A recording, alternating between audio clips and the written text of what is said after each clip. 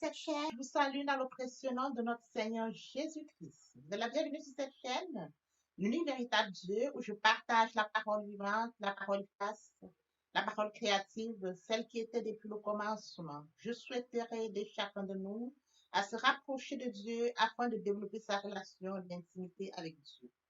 Et mes frères et sœurs en Christ, lorsque vous connectez la chaîne, édifiez-vous et que la parole s'ensémence dans votre cœur. Et oui, bien, mes frères et sœurs en Christ, il est écrit dans la parole de Dieu, mon peuple périt faute de connaissance. Sur ce, je vous invite à vous joindre à moi afin qu'ensemble, nous partagions la parole pour toucher et changer les vies. Nous partageons pour toucher et transformer les vies. Nous partageons pour toucher et illuminer les cœurs. Nous partageons pour toucher et sauver les vies. Bien, mes frères et sœurs en Christ, de la sorte nous manifestons l'amour. De la sorte, nous amènerons plusieurs à la repentance et à la conversion. Il est écrit dans la parole de Dieu, aurait plus de joie au ciel, juste pour un seul pécheur qui se repent, que pour 99 justes qui n'ont pas besoin de repentance. De la sorte, nous allons inonder le ciel de joie et encore de joie.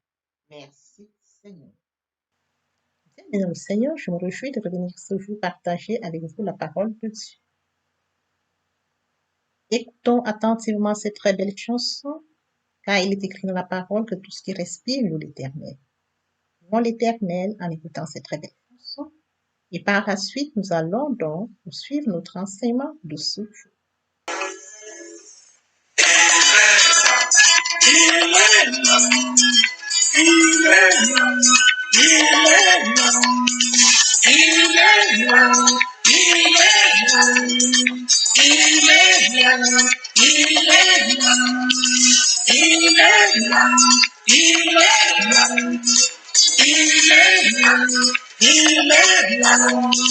Le matin, quand je me lève, il est là, il est là.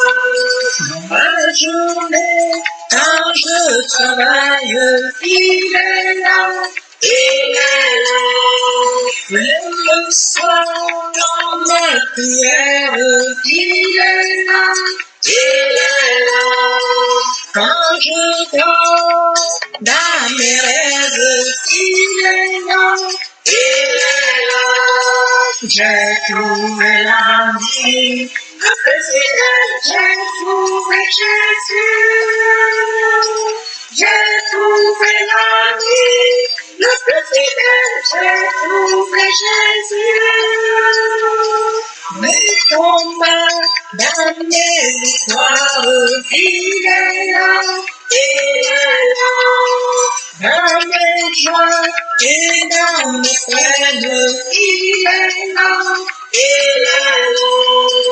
Quand je pleure, il me console, il est là, il est là. Quand je trébuche, il me relève, il est là, il est là. J'ai trouvé la vie, le plus fidèle, j'ai trouvé Jésus. J'ai trouvé la vie, le plus fidèle, j'ai trouvé Jésus. Quand le malheur sévit et frappe, il est là, il est là. Quand mes amis tous m'abandonnent, il est là, il est là. Quand tout espoir m'abandonne, il est là, il est là. Quand je crie, Seigneur, à l'aide, il est là, il est là. J'ai trouvé la vie, le plus fidèle, j'ai trouvé Jésus. J'ai trouvé la vie, le plus fidèle, j'ai trouvé Jésus. Chaque seconde, il est là, il est là. Il a dit, je me confirme, il est là, il est là. Si tu veux, viens, je te montre, il est là, il est là.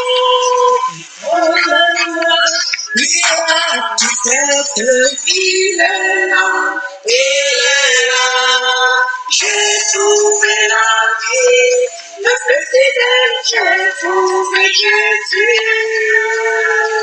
J'ai trouvé la vie, le plus fidèle, j'ai trouvé Jésus. J'ai trouvé la vie, le plus fidèle, j'ai trouvé Jésus. Le pain de vie, j'ai trouvé la vie, le plus fidèle, j'ai trouvé Jésus. J'ai trouvé la vie, le plus fidèle, j'ai trouvé Jésus. Emmanuel, j'ai trouvé la vie, le plus fidèle, j'ai trouvé Jésus. J'ai trouvé la vie, le plus fidèle, j'ai trouvé Jésus. J'ai trouvé la vie, le plus fidèle, j'ai trouvé Jésus. Bien, dans le Seigneur, passons en prière afin de poursuivre notre enseignement de ce jour. Tendre Père céleste, je bénis ton nom ce matin, je t'élève, je t'acclame, je t'honore, béni véritable Dieu. Merci Papa pour ce nouveau matin, pour ce nouveau jour. Merci pour la santé divine, la protection divine, la sécurité divine. Merci pour le souffle de vie compté parmi les vivants. Nous sommes infiniment reconnaissants. Esprit Saint, viens sanctifier les lieux, dresse autour de moi un mur de feu, afin de voir toute influence négative qui pourrait nuire à ma prière, arrange la sécurité. Conduis-la afin qu'elle parvienne agréablement aux oreilles de mon Dieu. Merci, Saint-Esprit. Père, je te dis merci pour ton moment précieux et précieux que tu me donnes de venir honorer à ce rendez-vous, partager ta parole. Père, je te prie que cette parole qu'elle touche et change le vie, qu'elle touche et transforme le vie, qu'elle touche et illumine les cœurs, qu'elle touche, elle Père, je laisse entre tes mains parce que tu sais qui est. Je te donne l'honneur, je te donne la gloire et encore l'adoration pour les siècles des siècles. Au nom puissant de Jésus-Christ, je t'ai prie. Amen. Et dans le Seigneur, nous allons poursuivre ce matin par la lecture d'Apocalypse 1, verset 8. Là, il est écrit, je suis l'alpha et l'oméga, dit le Seigneur, celui qui est, qui était, qui vient, le Tout-Puissant. Il est également écrit dans Psaume 104, 33, je chanterai l'Éternel tant que je suis vivant. Je célébrerai mon Dieu tant que j'existe. Dans 2 Samuel 6, 14, 17, il dit David dansait de toute sa force devant l'Éternel, et il est saint dans le faux de l'eau. David et toute la maison d'Israël firent monter l'arche de l'Éternel avec des cris de joie et au son des trompettes, comme l'arche de l'Éternel entrait dans la cité de David. Mika, fille de Saul, regardait par la fenêtre, et, voyant le roi David, de l'Éternel, elle le méprisa dans son cœur. Mes frères et sœurs en Christ, aujourd'hui, nous allons poursuivre dans la même lancée, comme les enseignements précédents. Intitulé de ce jour, la louange. La question qui suscite notre interrogatoire de ce jour, qu'est-ce que la louange? Bien, mes frères et sœurs, nous avions déjà abordé cette question en apportant à chaque fois 4 éléments de réponse. Cela nous permet de mieux comprendre, de saisir ce qu'il en est de la louange. Dans la même lancée, aujourd'hui, nous allons apporter 4 autres éléments de réponse à cette question. Qu'est-ce que la louange? Oui, bien, mes frères et sœurs en Christ, comme autre élément de réponse à cette question, la louange est un acte de reconnaissance de la bienveillance et de la clémence de Dieu. Il est écrit dans Proverbe 11, 25. L'âme généreuse sera comblée. Celui qui arrose sera lui-même arrosé. Bien, mes frères et sœurs en Christ, nous devons comprendre qu'il est très important d'apporter ceux qui sont dans le besoin, leur apporter ce que nous avions.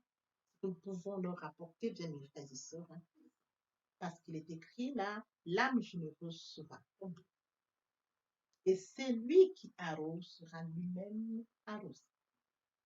Est-ce que la louange, bien, mes frères et sœurs en Christ, bien, mes frères et sœurs en Christ, comme autre élément de réponse à la question qu'est-ce que la louange?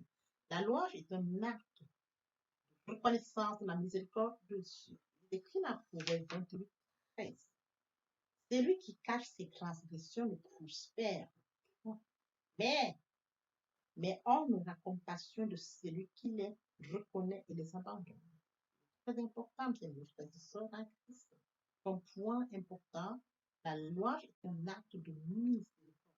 Il faudrait que nous reconnaissions nos fautes, que nous sachions que nous sommes pécheurs, que nous avouer nos fautes et pouvoir les délaisser, les abandonner, afin de recevoir la miséricorde, les abandonner sincèrement du plus profond de notre cœur. Et après cela, nous allons recevoir la miséricorde de Dieu. Nous pouvons louer Dieu parce qu'il nous accorde d'abord cette grâce. Oui, bien mes frères et sœurs en Christ, pour mentionner, la louange est un acte de reconnaissance de Dieu. La question est celle de savoir qu'est-ce que la louange. Oui, bien mes frères et sœurs en Christ, la louange est un acte de reconnaissance des bienfaits de Dieu.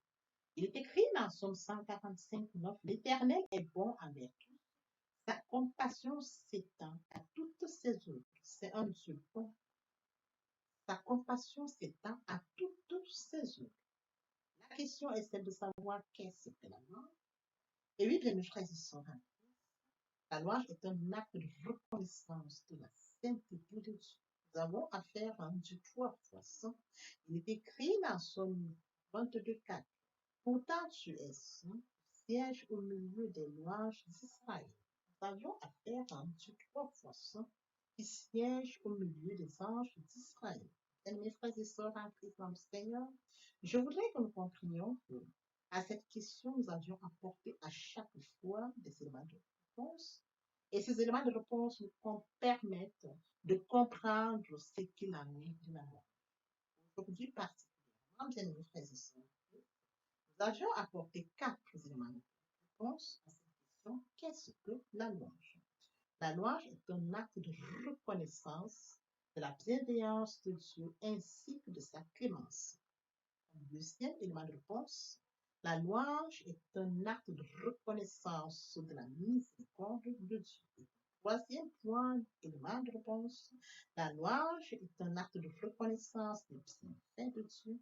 Et un dernier point, la louange est un acte de reconnaissance de la sainteté de Dieu. Bien, mes frères et sœurs en Christ, tous les éléments de réponse à cette question, qu'est-ce que la louange, permettent de comprendre ce qu'il en est de la louange, également aux enseignements précédents. Je vous prie, bien mes frères et sœurs en Christ, comme David dansait de toute sa force, qu'importe le regard que Lucas il n'a pas regardé ainsi. La maison d'Israël s'est joint à David pour acclamer, pour célébrer, pour triompher l'entrée de l'arche de l'Éternel dans la cité de David. Sur ce, je vous prie de vous joindre à moi afin qu'ensemble, nous louons Dieu via cette très belle chanson.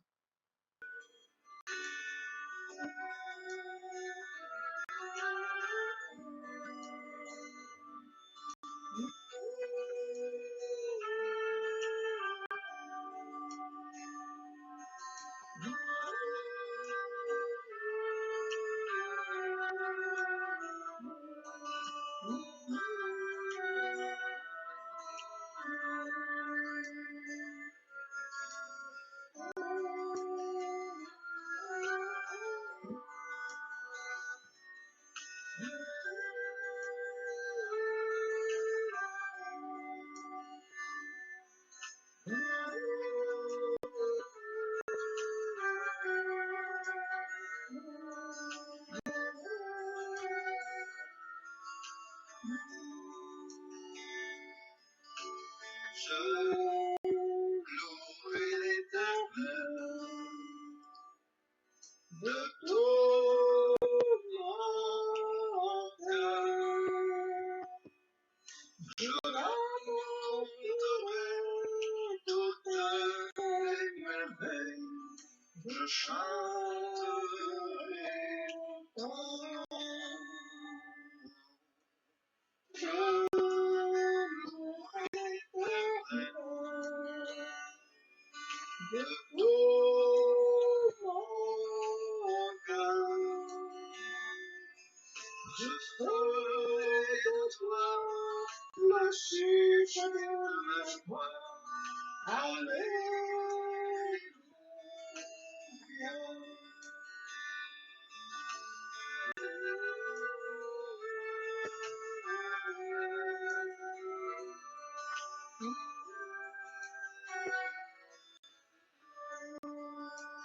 oui, bien, mes frères et sœurs, qui pourrait nous séparer de l'amour de Dieu? C'est la tribulation, ou l'angoisse, la persécution, la faim, ou la nudité, ou l'épée, ou le péril.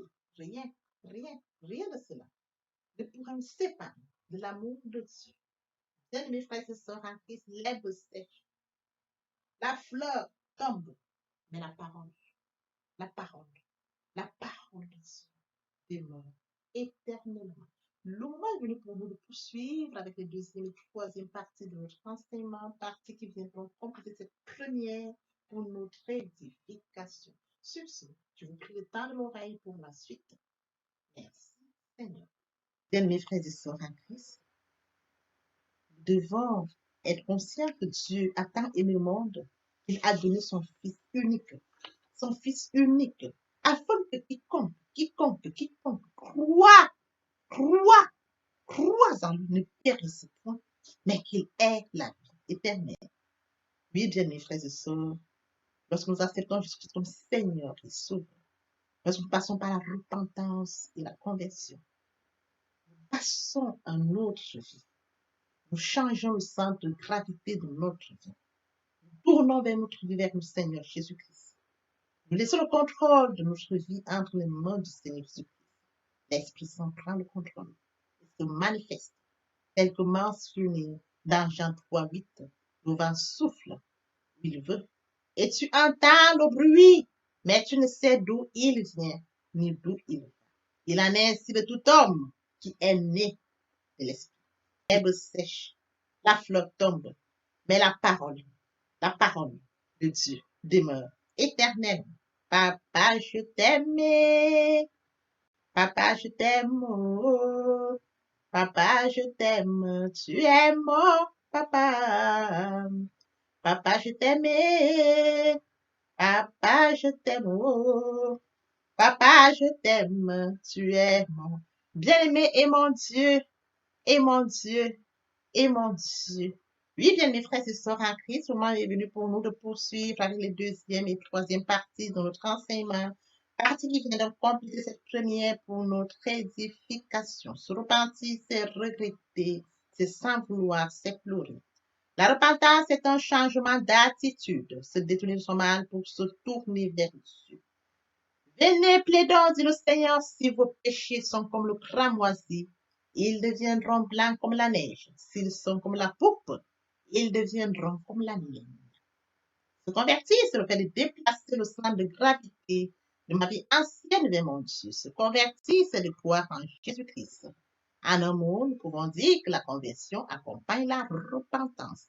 Lorsque les cœurs se convertissent, le voile est ôté. Or, le Seigneur, c'est l'Esprit. Là où est l'Esprit du Seigneur, là est la liberté. Pour toutes les personnes qui ne se sont pas encore engagées à suivre le Seigneur, pour ceux qui se sont engagés, et pour ceux qui sont engagés, et qui auraient abandonné quelque raison que ce soit, le moment est venu pour nous, bien mes frères et sœurs en Christ, de passer en prière via cette chanson. Miséricorde insondable, Dieu peut-il tout pardonner? Absoudra sidra coupable et mes péchés oubliés. Jésus, je viens à toi, tel que je suis. Je viens à toi, Jésus, je viens à toi, tel que je suis, papa. Ah, répétez après moi la prière, Seigneur Jésus. Je m'engage à te suivre tes souffles. Je sais que tu es mort sur la croix de Golgotha. Le troisième jour, tu es ressuscité, afin que je sois justifié. Merci, Père, pour l'œuvre de la croix. Merci pour l'amour que tu as manifesté au travers de ton Fils. Merci Seigneur pour le salut de mon âme. Merci pour avoir sauvé mon âme. Amen. Notre Père Céleste, merci pour les âmes précieuses. Merci pour l'engagement que tu leur donnes. Mon Dieu, mon roi, je te prie de veiller, conduire, afin qu'ils y restent. Dieu qui sait faire, qui peut faire, je laisse entre tes mains. L'honneur, la gloire, l'adoration te reviennent pour les siècles des siècles. Au nom puissant de Jésus-Christ, je t'ai prié. Amen. Oui, bien, mes frères et sœurs en Christ dans le Seigneur, après s'être sincèrement repenti et converti, il faut y rester, il faut y demeurer. Comment le faire? Premièrement, invoquer le Saint-Esprit. L'Esprit Saint prendra contrôle durant la méditation. Poursuivra la lecture du verset ou du texte qui servira d'appui durant la méditation. Matthieu 4:4, l'homme ne vivra pas seulement de pain, mais de toute parole qui sort de la bouche de l'Éternel. Méditer la parole, c'est l'approfondir, c'est la mûrir, c'est aller en réflexion profonde. Ce livre de la loi ne s'éloigne point de toi. Médite-le jour et nuit.